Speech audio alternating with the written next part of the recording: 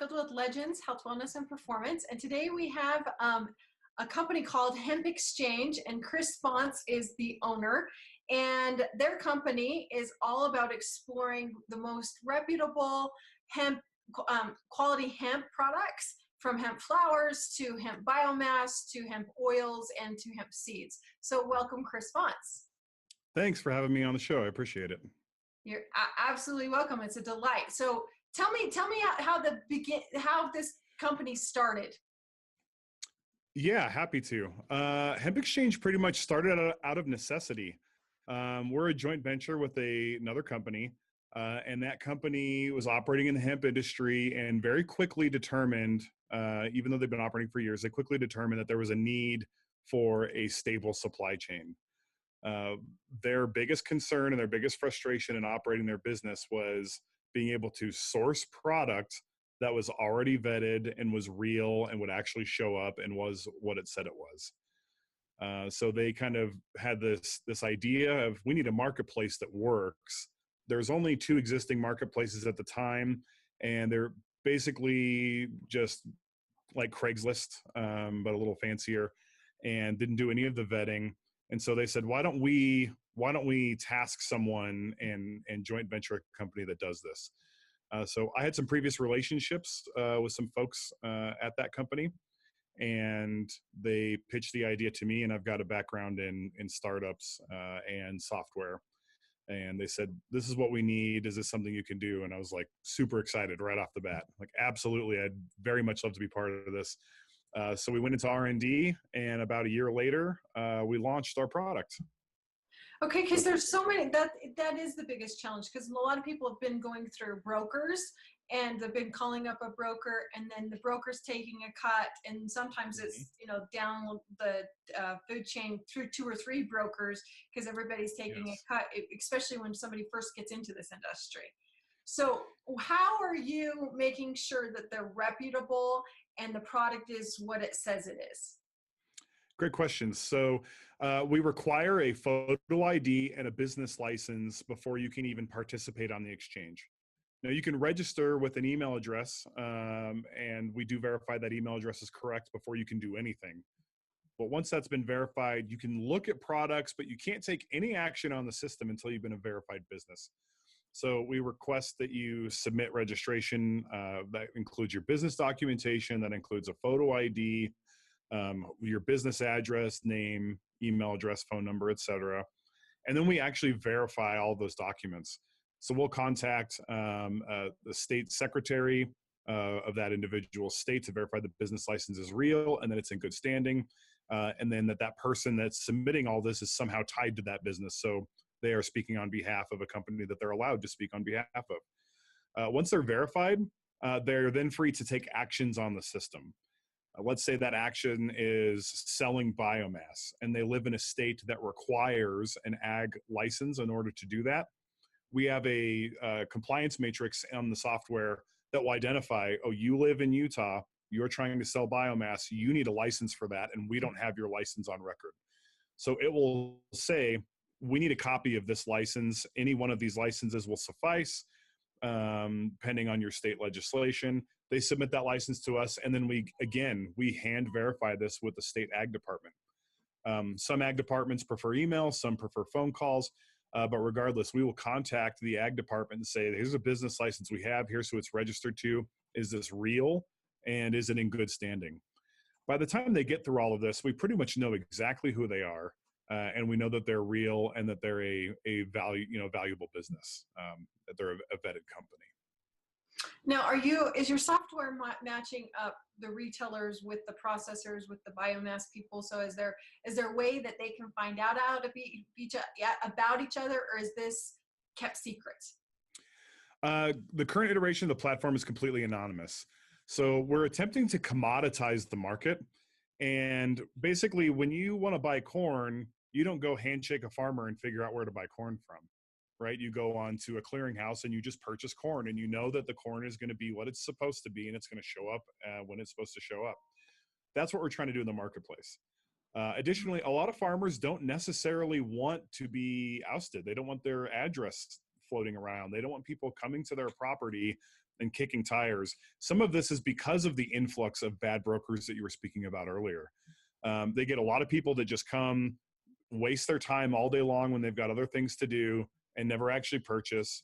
And they don't want hundreds of people coming to, a lot of these people live on the property they farm, and they don't want people coming to their house all the time, knowing where they live, knowing where their product exists. So it's kind of dual intent here to keep the farmer protected to some extent, and also to just create a general commodity.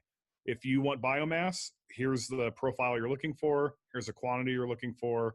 Purchase it. Know it's going to show up, and it is what it says. What it says it is. So how are you quantifying that biomass? Because there's such a difference in biomass in itself. How are you quantifying products? Great question. So step one is we require a proof of life. And we have some proprietary IP in the software on how we do this. Basically, we generate a unique hash for every product, and that hash generates a QR code. And when you list a product, you have to print off this QR code, physically take it to your product and take a picture with the QR code and the product in the same picture and submit that to us. Our system will connect via the QR code to the product, and then it will trigger a human visualization for them to look at it and say, okay, you're trying to list biomass, and this picture looks like biomass. So now we verified that the person has tangible possession of the product, which is sadly a real problem that we have to address in this industry. Secondarily, we require a panel COA, at least one, to be submitted with the product. Once that's submitted, we take that COA and submit it to the lab that issued the COA to begin with, and we ask them to verify its authenticity. Now, most labs won't go into detail on if something's inauthentic, how it's inauthentic, but most labs will say, yes, this is real, or no, this has been altered. And that helps us to ensure that the COA and the product are both valid, both real, and this person has access and the ability to sell them. And quantity, are they trying to prove how are they proving the quantity that they have? Because I know some people, like, they'll take a small amount, they'll go test it, here's what the COA is, and then when they actually are shipping it, unfortunately, they're adding other product into it, and so it makes it a lesser product, cutting their costs. So how are you regulating the quantity? So we kind of have a twofold approach here. The first intent here to verify that the quantity is accurate is basically by, we'll say the authentication steps that we require sort of helps people be a little bit more honest, right? You're less likely to sell 100,000 pounds of something you don't have when we have a copy of your business license, your state ag license, and your photo ID. Secondarily, we can identify some of this stuff through the phone call. Every person that gets on the system, we have a personal conversation with. You're assigned a direct account executive that works with you with a direct relationship. And we're pretty good at sniffing out scammers from not scammers. Additionally, though, the most tangible process here is that when someone buys product and they deposit those funds, it doesn't go into the seller's account, it goes into our account. We hold on to those funds in an FDIC bank account, and then we schedule shipping. Our shipment company goes out there, they weigh the product. If there's any question about that product not weighing properly or not looking properly, we pull the plug on the operation right there, and the funds get refunded back to the buyer. So we ensure that there's no possibility for shenanigans during this process. And if you say you're selling 10,000 pounds, that it actually weighs 10,000 pounds, and there's not rocks on the bottom of super sacks or something like that. Yeah. Okay, so you just said something really interesting, because we're having such a challenge with payment processing, especially in the hemp industry right now. I just know Evalon got shut down, and a lot of people are no longer able to take credit card processing, and they're scrambling right now to try to find payment processing. And in the midterm, a lot of people have had to go to ACH and get checking and routing numbers.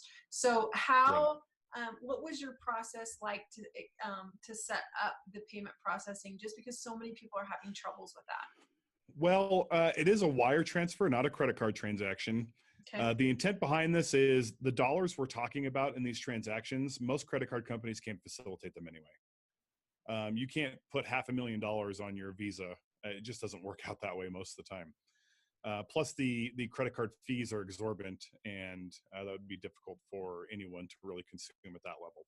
So it is a direct wire transfer, and the system provides wire transfer instructions during an accepted bid, and that goes directly to our FDIC bank account. We have 2 bank accounts right now. Actually, we have 3 accounts that are FDIC insured, and more importantly, these banking partners know exactly what we're doing, and they have full visibility into our business model, and they have no concerns. Meaning, we're not telling them we're moving ashwagandha and rosemary, and when they find out we're moving hemp, they're going to pull the plug. No, Mhm. they know exactly what the marketplace is for, what products we sell through it, and they're completely on board and have taken on that liability. That's fantastic because I know so many companies struggle with that. So that is fantastic that you were able to set that up. Um, Thanks.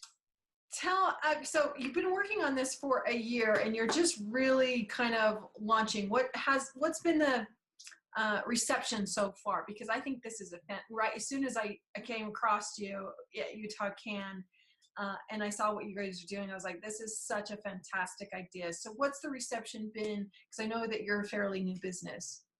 The reception overall is fanatical, actually. It's generally speaking, it's met with an immediate arm's distance. Wait a minute. How do I know you're not just another broker that's going to take advantage of me? Yeah. And then they start asking the hard questions, which we've spent a lot of time figuring out solutions for. So it's pretty much I've got pain points. Let me ask you about them. And we say, hey, we've got solutions for that. We've thought this through very well. Here's our process. Here's the facts. Here's what we do and how it works. And the longer the conversation goes, the more excited people get. And generally speaking, by the time we're wrapped up, everyone's really excited about what we're doing. We've been getting a lot of press attention as well. And generally speaking, it's very, very well received. We do have the occasional kickback, but generally speaking, it's usually from people that we don't want on our system anyway. Mm. They're like, wait a minute, I'm not gonna wire funds until I get product. Like, well, okay, well then that's a sketchy proposition right there. Or I'm not going to give you a copy of my business license. How do I know what you're going to do with it? Well, if you can't verify you're a real business, we kind of don't want you on the system anyway. So I'd say less than 0.1% of the people we talk to have any big concerns like that. And it's overall extremely, people are extremely happy to hear about our offerings. No, I think it's fantastic. Now let's kind of go in, because you've had to educate yourself on all the different biomasses, the hemp seed, right, to make this system. What's been your personal biggest learning curve with understanding the products, the variety of products? Specifically with the product, it was just understanding the variety of well, every classification of product, you could get there several different ways, right? There could be ethanol extracted crude. It could be winterized. It could not be winterized. It could be CO2 extracted. There's other processes you can do to get crude material, and that crude material can vary greatly. Same thing with distillate, same thing with isolate. There's different methodologies for creating isolate and understanding how those all function. There's water-soluble products, non-water soluble products. There's various levels of COAs involved, and understanding all the different panels that you could get for a product and what is acceptable tolerances and what isn't regarding moisture content, heavy metals, and residual solvents. Just so understanding it seems simple at first. You've got a plant, and we extract materials out of that plant. Except for the plant itself could be prepared in 20 different ways for 20 different intents, and the genetics vary wildly. So what the material looks like and how people decide to process it is drastically different. And then again, with the processors, there's lots of different methods for processing or for extracting, and wrapping your head around just, okay, there's tons of different ways to skin this cat. What's all the options out there that people are doing today? And then also kind of understanding what is the best way to streamline this process and unify it so it's commoditized, and push people in that direction. Those are great points, because I know that consistency, right? Every product or brand name is wanting to provide consistency, saying this is what our product is, right? I'm consistently getting an ethanol extraction. And people need to understand, in my opinion, that it is a plant. There is going to be some variations with full spectrum.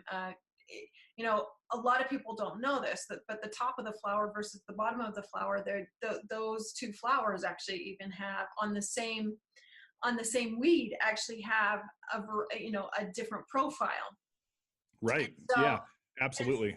yeah, so the profiling and trying, for a company that is wanting to, purchase the product, then go and retailing it, consistency becomes a key. And I love that they can go to your website, they can find a COA, a type of extraction that the retailer consistently wants to provide for their brand and for their product.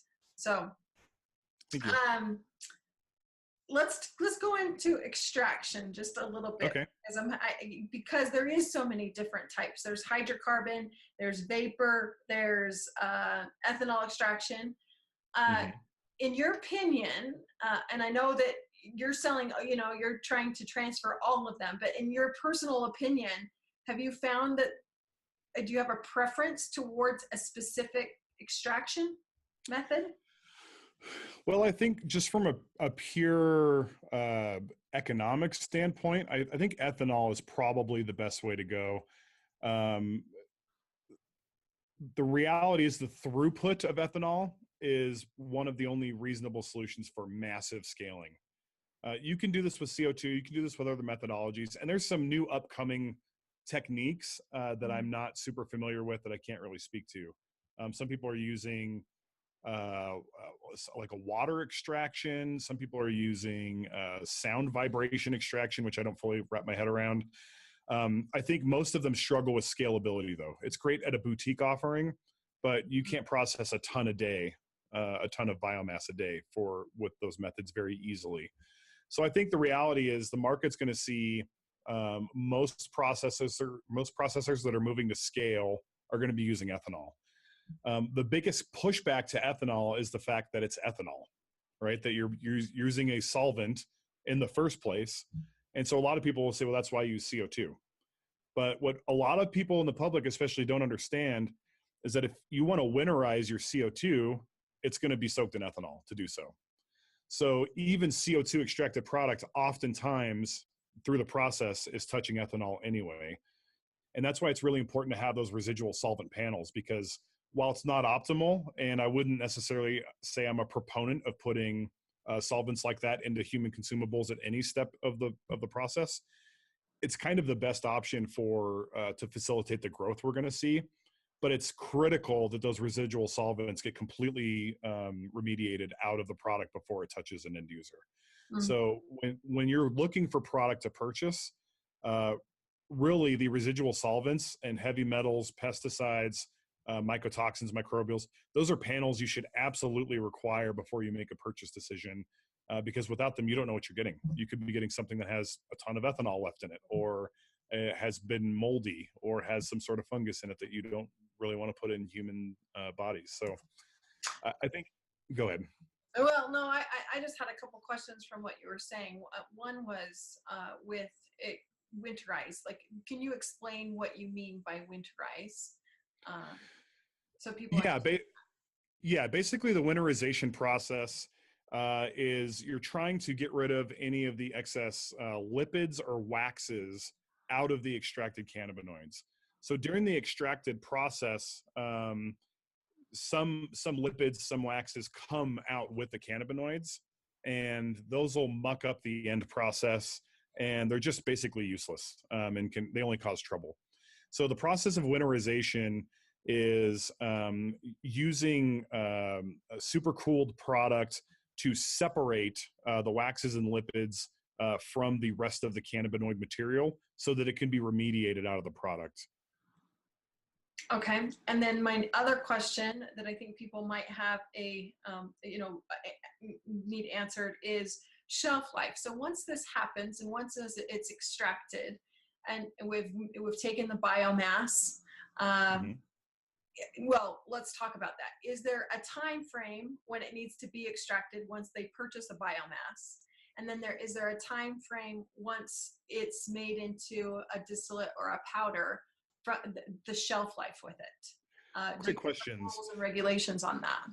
So I'm going to claim not ignorance, but I'm going to say I'm not the authority on this matter. So take this with a grain of salt. But with biomass, it does deteriorate, and during the deterioration process, it will lose cannabinoids. You'll lose CBD percent. You'll lose THC percent. Any cannabinoids are going to degress over time. The rate at which it decomposes and you lose that material, I've heard a lot of different numbers and a lot of different facts. And the reason I think that I haven't heard a hard and fast rule is because there isn't one.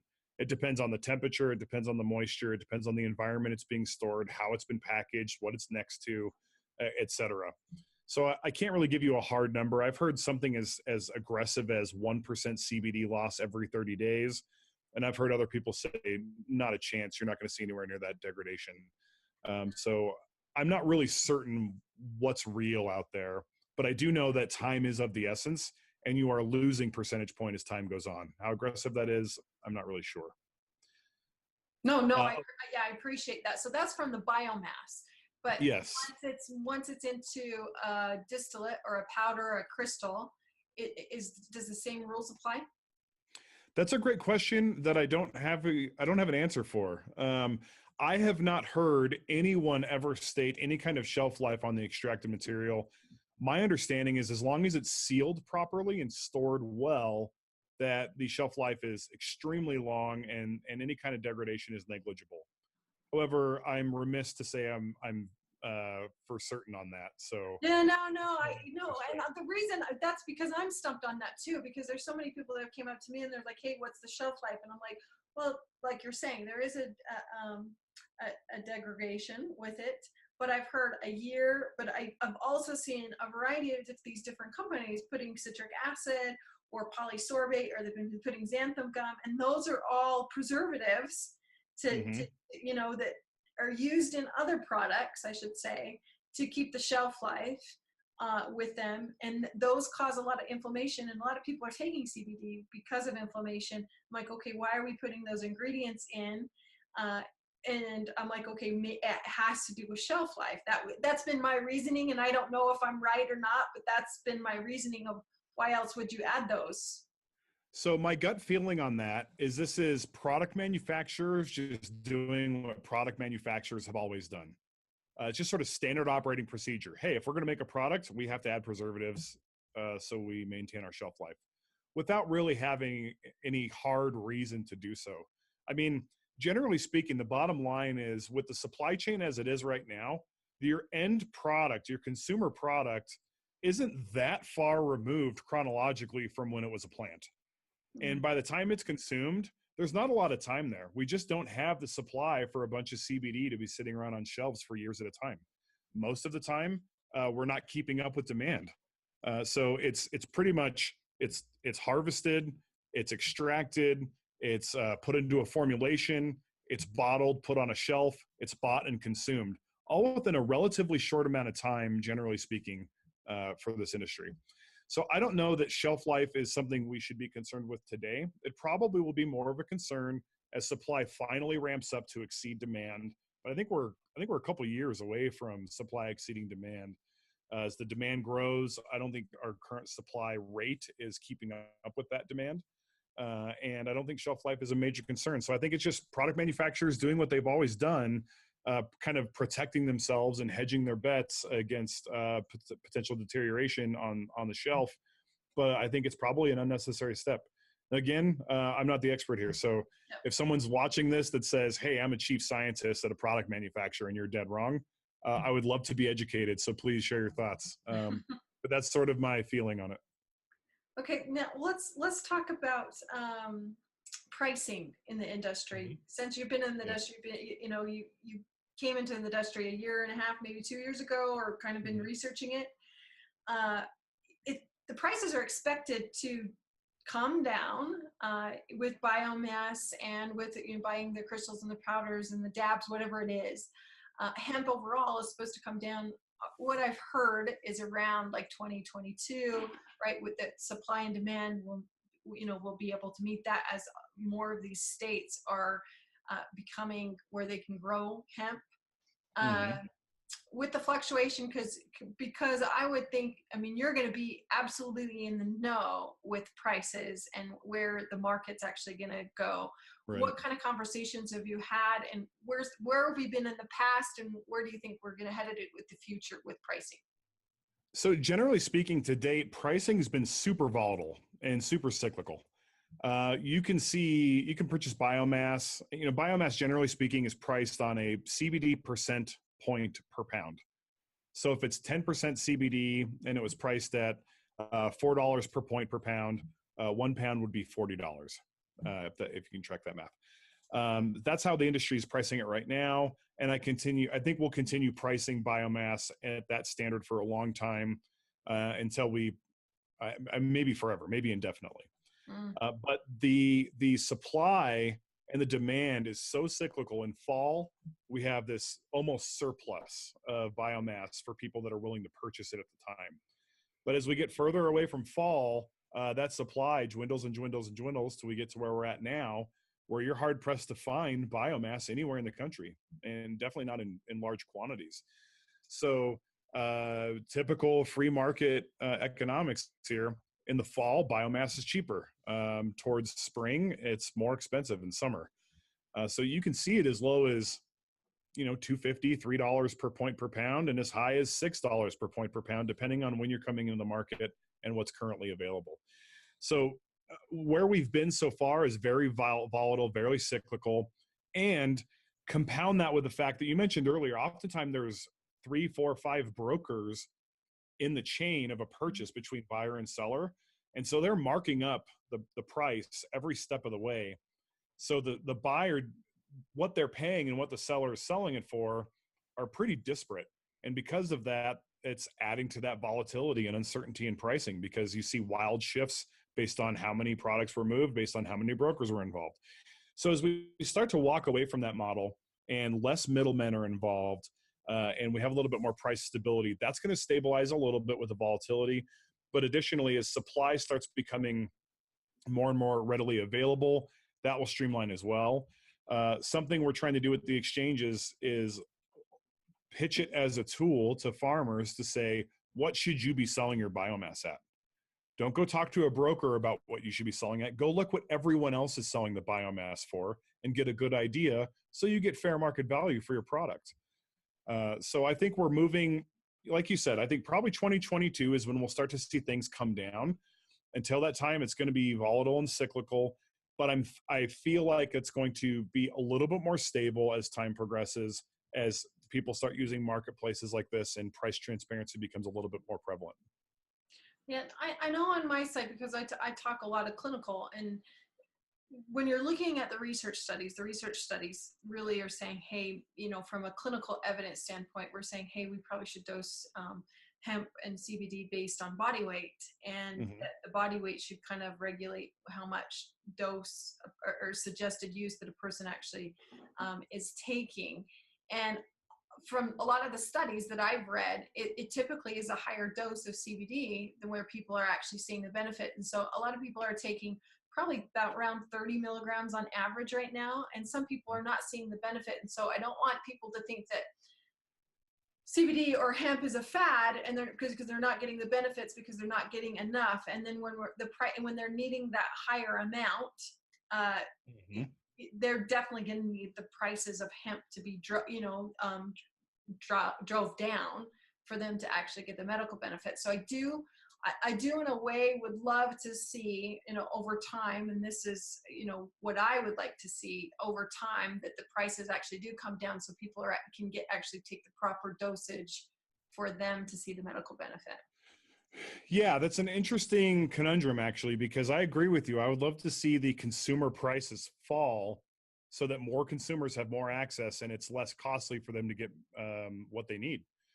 On the other hand, the exorbitant prices right now for the consumer does kind of translate to a booming market for the farming community, which is struggling in our country. It's pretty much all ag is sort of a race to the bottom.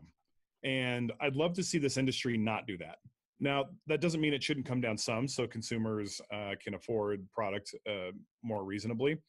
But I'd hate to just, again, create another environment where we're pinching out farmers and they're struggling to make ends meet, and these massive corporations come in and just price them into the ground. So I'd love to see a healthy balance between let's let's reward our farmers for the hard work they do. It's not easy. Anyone that thinks farming is easy has never tried to farm before. It's really hard work, and it's life consuming. That's what you do. Um, and let's reward them for that. Let's let them earn a really nice living off of what they're doing, and take care of our farmers. That's the heart of our country. At the same time, let's get that price margin to a place where they can still be well taken care of, but the consumer can afford the product. And I think some of that has to do with streamlining the supply chain, like we already kind of talked about, and getting rid of exorbitant fees going out to commissions that everyone's paying for. Um, and part of it is just over time and genetics, right? If the same farmer can get 5 pounds of high CBD per plant instead of 1 pound for marginal CBD, the same amount of effort on their part could result in higher pay and higher prices, which will sort of offset the degrading prices, if that makes sense. So sure, maybe you'll have to produce more biomass to keep up with the same profit margin you were making before, or the same amount of actual profit. But maybe that's not necessarily more work. It's just the genetics are getting better, the practices are getting better. We're standardizing the process, and the same amount of space, the same amount of effort, you can still maintain those good margins you like. I completely agree with you, and I love that idea that we can support the farmers and kind of drive down the cost for the consumers in an ideal world. I think that's fantastic. I think some of the other reasons that the price is the way that it is because there's all these additional taxes and costs from a legal standpoint that companies are having to spend with their attorneys. Right now, even with laboratory tests, you can spend up to $350 to run some of those tests. And then there's companies out there, that are doing it kind of black market, kind of, for $50. And there's a big difference on the lab. So I think there's a lot of things that can help drive down the cost, where we don't have to take effect with the farmers or the consumers. Agreed. And yeah, like I said, I think a lot of those costs are being eaten in the supply chain, like what you just said. Having to send it to a lab, which is really expensive because there aren't nearly enough labs to facilitate. So the labs are working off of a supply and demand economy as well. And if they charged $50 per test, they'd be booked out for 7 months, right? So that's not feasible. So they're pricing so that they can keep a reasonable throughput and have a reasonable turnaround time. But it's painful for the farmer or for even the purchaser to pay those prices all the time. So once we get more labs in play, the cost of labs come down, but they increase their throughput so they can still make, again, hefty margins. I think that when there's inconsistency in lab results, there's also a cost there. If you say I'm selling 14% CBD biomass and someone buys it and they test it at 10% biomass, now there's a haggling process. There's another test involved because they have to agree generally on a third-party test that aren't either of the labs that were tested initially. Whatever that comes back with, generally there's a refund or maybe there's not. That entire process is costly, not just for the tangibles of paying for the lab, but the opportunity cost and the time that those individuals are spending doing that haggling.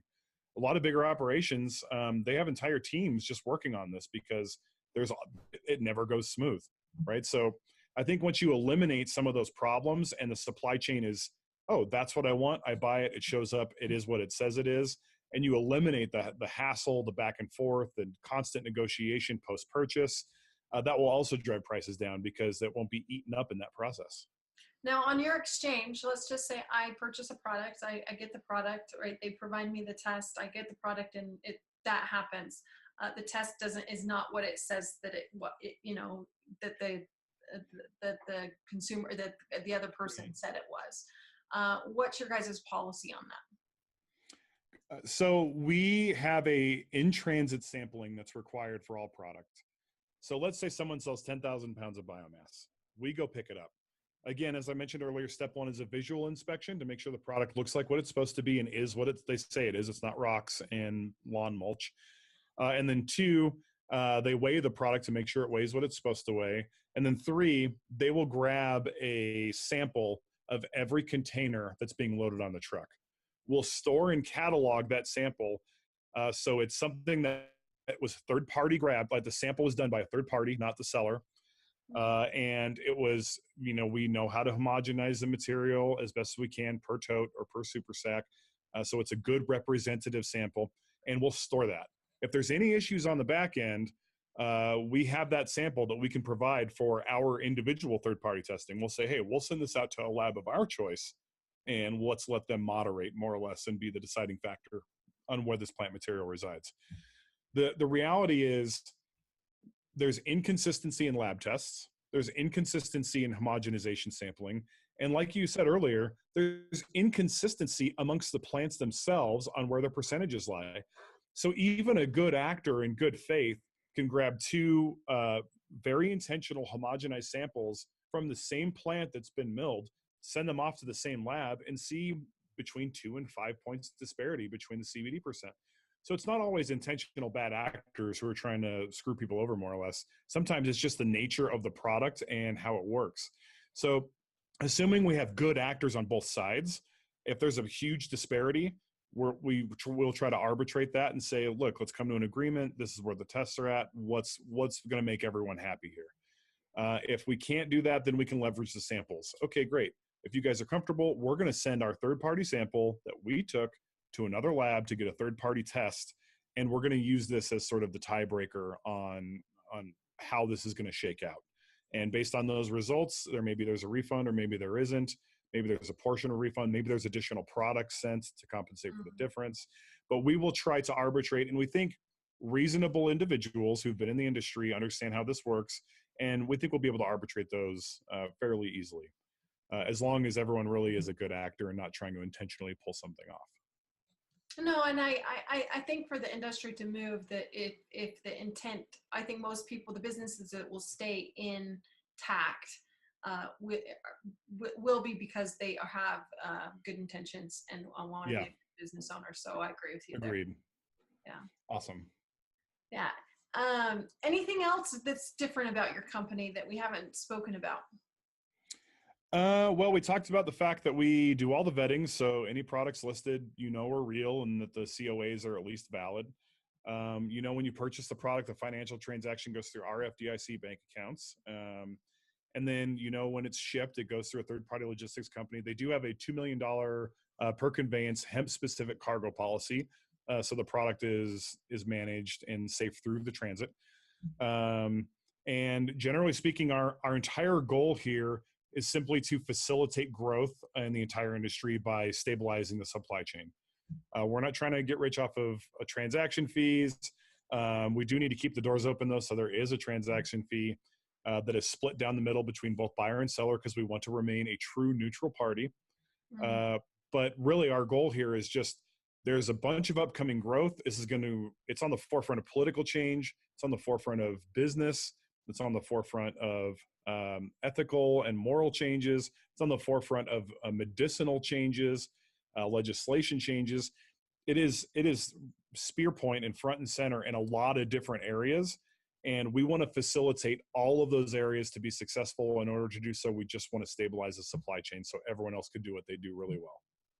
Fantastic. I love it. I love it. Awesome.